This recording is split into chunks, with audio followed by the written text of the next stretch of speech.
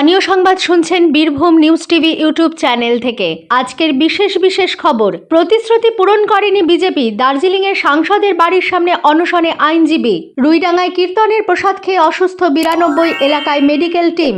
অযোধ্যার পর এবার আবুধাবি। প্রথম হিন্দু মন্দির উদ্বোধনের ডাক পেলেন মোদি। এসএসকেএম হাসপাতালে অস্ত্রোপচার মমতার। ছুটির পর সকলকে শুভেচ্ছা জানালেন মুখ্যমন্ত্রী। ভারত বন্ধ আদিবাসী সংগঠনের আসানসোলের কাছে আটকানো হলো ট্রেন। ভোগান্তি পুরুলিয়া মালদহে। দল গঠন নিয়ে শনিবার বৈঠক ইস্টবেঙ্গলে। নতুন বছরে পারদ পতনের সম্ভাবনা দক্ষিণবঙ্গে। উত্তরবঙ্গে হালকা তুষারপাতের পূর্বাভাস।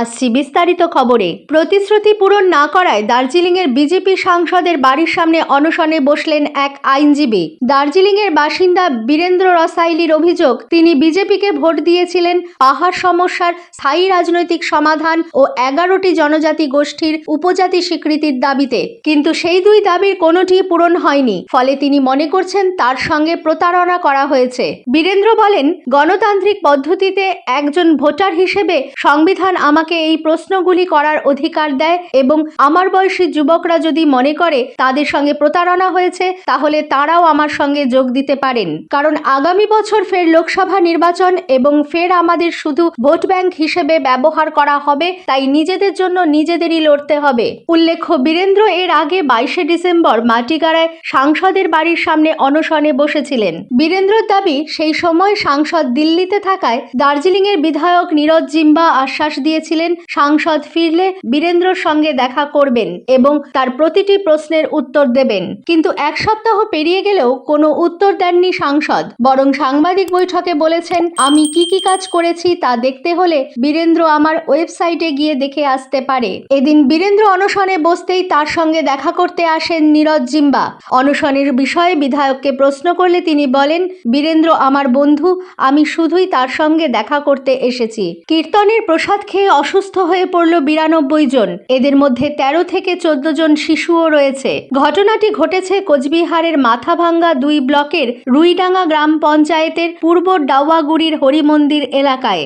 অসুস্থদের মধ্যে কেউ মাথাভাঙ্গায়, কেউ ঘোকসাডাঙ্গায়, আবার কেউ ওই এলাকাতেই চিকিৎসাধীন। খবর পেয়ে ঘটনাস্থলে পৌঁছয় বিডিও, থানার ওসি, বিএমওএইচ সহ মেডিকেল টিম। চিকিৎসাধীন সকলের শারীরিক অবস্থার উন্নতি হচ্ছে বলে দাবি স্বাস্থ্য দপ্তরের। জানা গিয়েছে, রুইডাঙ্গার বানেশ্বর দেব সিংহের বাড়িতে বৃহস্পতিবার রাতে কীর্তনের আয়োজন করা হয়। কীর্তন শেষে আত্মীয় স্বজন প্রতিবেশীদের জন্য প্রসাদের আয়োজন করা হয়। সেই প্রসাদে ছিল দই, চিড়ে, খিচুড়ি ও তরকারি। সবাই প্রসাদ খেয়ে বাড়ি চলে যান। সেই সময় কারোরই কোনো সমস্যা হয়নি, কিন্তু শুক্রবার সকাল থেকে যারা প্রসাদ খেয়েছিল তাদের কারো পেট ব্যথা, পেটে অস্বস্তি বোধ করা, বমি, ডায়রিয়া সহ বেশ কিছু উপসর্গ দেখা যায়। নিয়মিত খবরগুলি শুনবার জন্য ভিডিওর নিচে থাকা সাবস্ক্রাইব বাটনটি ক্লিক করুন এবং পাশে থাকা বেল আইকনটি ক্লিক করতে ভুলবেন না। আগামী 22 জানুয়ারি অযোধ্যায় রাম মন্দিরের উদ্বোধন করতে চলেছেন প্রধানমন্ত্রী নরেন্দ্র মোদি। এবার সংযুক্ত আরব আমিরশাহির থেকে একটি মন্দির উদ্বোধন করার আমন্ত্রণ পেলেন তিনি।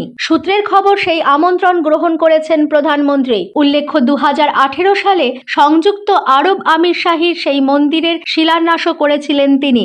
আবুধাবিতে প্রথম হিন্দু মন্দির তৈরি করেছে সেখানকার একটি সংস্থা। সেই সংস্থার 2 প্রতিনিধি স্বামী ঈশ্বরচরণ দাস এবং স্বামী ব্রহ্মাভি হরিদাস দিল্লিতে প্রধানমন্ত্রীর বাসভবনে তাকে আমন্ত্রণ জানাতে গিয়েছিলেন। সেই আমন্ত্রণ মোদি গ্রহণ করেছেন বলে তারা জানান। মন্দির কর্তৃপক্ষ সূত্রের খবর, 2024 সালের 14 ফেব্রুয়ারি মন্দিরের উদ্বোধন করা হবে। সেই দিনই মন্দিরটি উদ্বোধিত হবে প্রধানমন্ত্রী নরেন্দ্র মোদির হাতে। এসএসকেএম হাসপাতালে অস্ত্রোপচার হলো মমতা বন্দ্যোপাধ্যায়ের। শুক্রবার রুটিন চেকআপের জন্য হাসপাতালে যান মমতা। সেখানে তার ডান কাঁধে ছোট্ট অস্ত্রোপচার করা হয়েছে বলে জানা গিয়েছে। কিছুক্ষণের মধ্যেই মমতাকে হাসপাতাল থেকে ছেড়ে দেওয়া হয়। হাসপাতাল থেকে বেরিয়ে নিজের শারীরিক অবস্থা জানানোর পাশাপাশি সকলকে নববর্ষের শুভেচ্ছা জানিয়েছেন মমতা। হাসপাতালের অধিকর্তা মণিময় বন্দ্যোপাধ্যায় বলেন, মাননীয় মুখ্যমন্ত্রী রুটিন পরীক্ষার জন্য হাসপাতালে এসেছিলেন। চেকআপের সময় তার ডান কাঁধে ছোট্ট অস্ত্রোপচারের প্রয়োজনীয়তা বোধ করেন চিকিৎসকরা।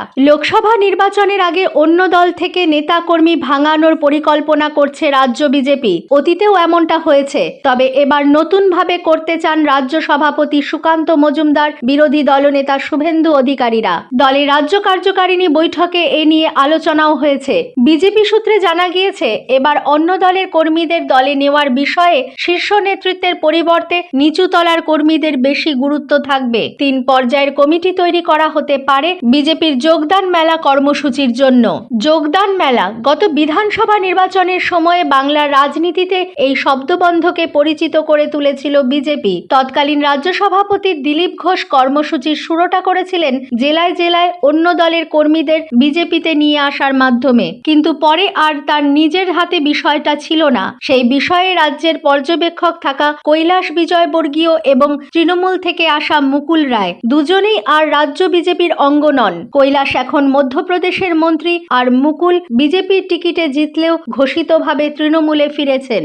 শিক্ষামূলক ভ্রমণে গিয়ে শিক্ষিকা এবং 10ম শ্রেণীর ছাত্রের রোমান্টিক ছবিকে কেন্দ্র করে সমাজ মাধ্যমে শুরু হয়েছিল চর্চা। বিতর্কের মুখে সমাজ মাধ্যমে চর্চিত সেই শিক্ষিকাকে সাসপেন্ড করলেন স্কুল কর্তৃপক্ষ। এতদিন কর্ণাটকের চিক্কাবল্লাপুর জেলার চিন্তামণি মহকুমার মুরুগমুল্লা গ্রামের সরকারি হাই স্কুলের প্রধান শিক্ষিকা হিসাবে দায়িত্ব পালন করছিলেন পুষ্পলতা আর। ছবিগুলি সমাজ মাধ্যমে ছড়িয়ে পড়তেই ওই ছাত্রের বাবা মা আতঙ্কিত হয়ে পড়েন। স্কুলে এসে প্রধান শিক্ষিকার সঙ্গে সরাসরি কথা বলার চেষ্টা করেন তারা, কিন্তু পুষ্পলতা ওই ছাত্রের বাবা মায়ের সঙ্গে বিশেষ কথা বলতে চাননি বলে অভিযোগ। এরপরেই ওই ছাত্রের বাবা মা প্রধান শিক্ষিকার বিরুদ্ধে ব্লক শিক্ষা আধিকারিকের কাছে অভিযোগ দায়ের করেন। প্রধান শিক্ষিকার বিরুদ্ধে দ্রুত ব্যবস্থা নেওয়ার আর্জি জানানো হয়। এই নিয়ে ক্ষোভ জানান অন্যান্য অভিভাবকেরাও। সারনা ধর্মের পৃথক কোর্ট চালু সহ একাধিক দাবিতে ভারত বন্ধের ডাক দিয়েছে আদিবাসীদের সংগঠন আদিবাসী সিঙ্গল অভিযান। শনিবার সকাল থেকেই আসানসোল রেলওয়ে ডিভিশনের কালীপাহাড়ি স্টেশনে লাইনের উপর বসে পড়ে বিক্ষোভ দেখাতে শুরু করেন আদিবাসী সম্প্রদায়ের একাংশ।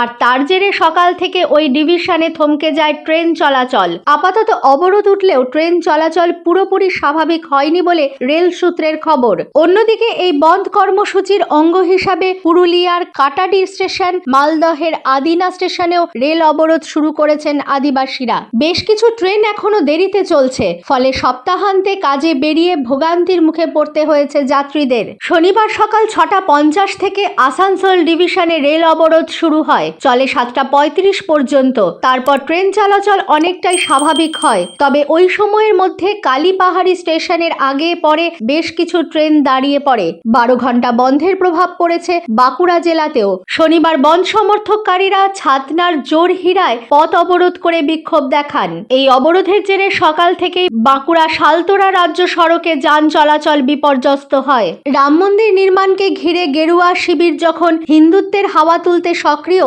সেই সময়েই সুভাষচন্দ্র বসুর বার্তা নিয়ে জনসংযোগে নামছে বামফ্রন্টের শরিক ফরওয়ার্ড ব্লক। আগামী 1 জানুয়ারি থেকে 31 মার্চ পর্যন্ত 3 মাসে অন্তত 3 লক্ষ পরিবারের কাছে পৌঁছানোর পরিকল্পনা নিয়েছে তারা। এই অভিযানের নাম দেওয়া হয়েছে ঘরে ঘরে নেতাজি। ফবর রাজ্য সম্পাদক নরেন চট্টোপাধ্যায়ের কথায়, দেশের সমাজ সংস্কৃতি ও রাজনীতিতে যে অবক্ষয় হয়েছে, সাধারণ মানুষ যে সংকটের মধ্যে দিয়ে যাচ্ছেন, সেখানে নেতাজি সুভাষের প্রদর্শিত পথ এখনো প্রাসঙ্গিক। সুভাষচন্দ্রের বক্তব্য নিয়েই আমরা বাড়ি বাড়ি যাব। সুস্থ ও দুর্নীতিমুক্ত সমাজ গড়ে তোলা আমাদের লক্ষ্য। বীরভূম নিউজ টিভি ইউটিউব চ্যানেলের তরফ থেকে করোনা ভাইরাসের সংক্রমণের হাত থেকে নিজেকে সুস্থ রাখতে মাস্ক ব্যবহার সহ যথাযথ নিরাপত্তা ব্যবস্থা নিতে অনুরোধ করা হচ্ছে। এ রাজ্যে কোভিডের নতুন উপরূপ JN1 এর সন্ধান এখনো মেলেনি, অন্তত রাজ্য স্বাস্থ্য দপ্তর সূত্রে তেমনটাই খবর। কিন্তু যেভাবে বিভিন্ন হাসপাতালে করোনা আক্রান্তের সংখ্যা বাড়ছে সিসিইউতে রোগী ভর্তিও, তাতে স্বাভাবিকভাবেই উদ্বেগ তৈরি হয়েছে। নতুন উপরূপ বাংলাতে ঢুকে পড়ল না তো? স্বাস্থ্য দপ্তর এই প্রশ্নের উত্তর খুঁজে চলেছে বলেই জানালেন স্বাস্থ্য সচিব নারায়ণ স্বরূপ নিগম। নতুন উপরূপ নিয়ে উদ্বেগে আবহে রাজ্যে বেশ কয়েকজনের কোভিডে আক্রান্ত হওয়ার খবর মিলেছে। নতুন বছরে দক্ষিণবঙ্গে ফের পারদ পতনের ইঙ্গিত দিল আলিপুর আবহাওয়া দপ্তর। তবে বর্ষশেষে আর জাঁকিয়ে শীতের সম্ভাবনা নেই।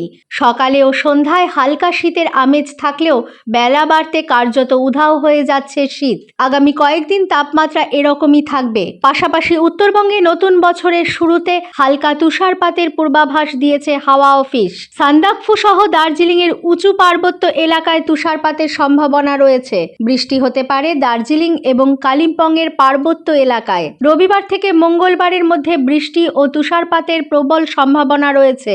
উত্তরবঙ্গের বাকি জেলাগুলিতে শুষ্ক আবহাওয়াই থাকবে। উত্তরবঙ্গের জেলাগুলিতে তাপমাত্রা প্রায় একই রকম থাকবে। হালকা থেকে মাঝারি কুয়াশা থাকবে দার্জিলিং, কালিম্পং, আলিপুরদুয়ার, কোচবিহার ও উত্তর দিনাজপুর জেলায়। আসছি খেলার খবরে। ISL এ 10 ম্যাচে 11 পয়েন্ট নিয়ে ইস্টবেঙ্গল এই মুহূর্তে টেবিলের অষ্টম স্থানে রয়েছে ঠিকই, তবে প্রথম 6 দলের মধ্যে থেকে প্লে অফ খেলার সম্ভাবনা যথেষ্ট উজ্জ্বল মশাল বাহিনীর। যদিও অস্বস্তি বাড়াচ্ছে বেশ কিছু ফুটবলারের ছন্দে না থাকা। হায়দ্রাবাদ এফসির ডিফেন্ডার নিখিল পূজারি ও মিডফিল্ডার হিতেশ শর্মাকে নেওয়ার জন্য অনেক ক্লাবই ঝাঁপিয়েছে। সূত্রের খবর, ইস্টবেঙ্গলের সঙ্গে তাদের কথাবার্তা অনেক দূর এগিয়েছে। তালিকায় আর কোন ফুটবলার রয়েছে এই নিয়েই শনিবার বৈঠকে বসছেন কর্মসমিতির সদস্যরা। অন্যতম শীর্ষকর্তা দেবব্রত সরকার বললেন, কোচ কার্লেস কোয়াদ্রাত ও লগ্নিকারী সংস্থার কর্তাদের সঙ্গে আলোচনা হয়েছে। ওদের মনোভাব খুবই ইতিবাচক। যোগ করেন, কোচও বেশ কিছু ফুটবলার পরিবর্তনের পক্ষে, তবে আমরা চাই না সংস্থার আর্থিক ক্ষতি হোক। স্থানীয় সংবাদ শেষ হলো।